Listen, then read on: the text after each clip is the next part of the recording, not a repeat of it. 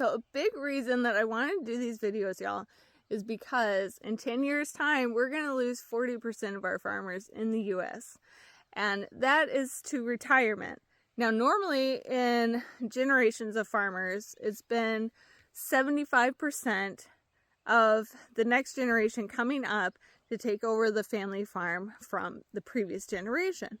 But this next generation that's going to come up after the people that retire in 10 years is about 15.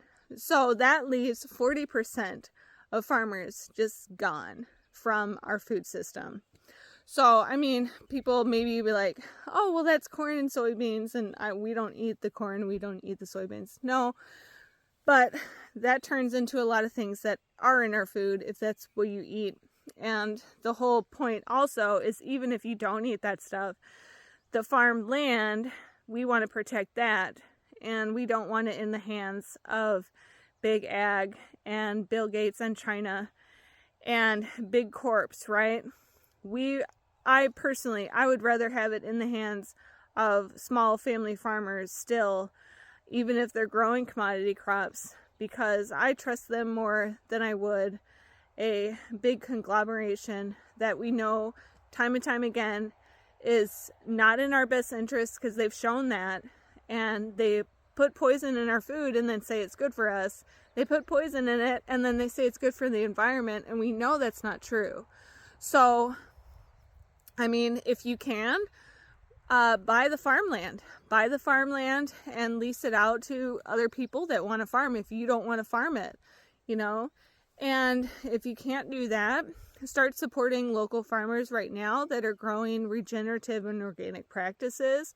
And why do I say that? Well, because those are the forms of practices that it's going to be good for the soil, good for the water, good for the birds, the insects, the pollinators, and us, right? We're going to consume healthier product, something that's not full of chemicals. And if it's coming from someone local, then you get to know them, you get to know like what they need on their farm, and maybe you could volunteer and help them out, you know. Like, our food system is really fragile, and I think now is the time to start thinking about how you can help contribute, because in 10 years, you don't want to be succumbed to whatever you're told to eat, right? Rations, or, I mean, I don't know what's going to happen, but 40% of farmers is a huge amount. That is almost half the population just gone of farmers. I mean, they're not going to die, but they're just not going to farm anymore. So that really is, to me, that's a huge number that we need to focus on and pay attention to now, starting now, and not wait until the last minute, because we need to figure out, one, how to grow our own food. You can follow along if you want to grow your own food. That is, yes, that's a huge reason why I'm doing these videos, is because I want other people to learn so that they are not in a bad situation 10 years from now. Or, you know, buy from local farmers. Like I said, buy farmland, lease it out. If it's not your thing to grow food, just please support someone that does love growing food. Even if it's your neighbor, if you can't find a local farmer, if it's your neighbor, you know, someone has chickens, someone's growing the zucchini and the garlic and the tomatoes, right? So, and you share, and so you're doing something, and so you're not slapped in the face when all the farmers are retiring in 10 years. Not all of them, but 40%. That's a lot.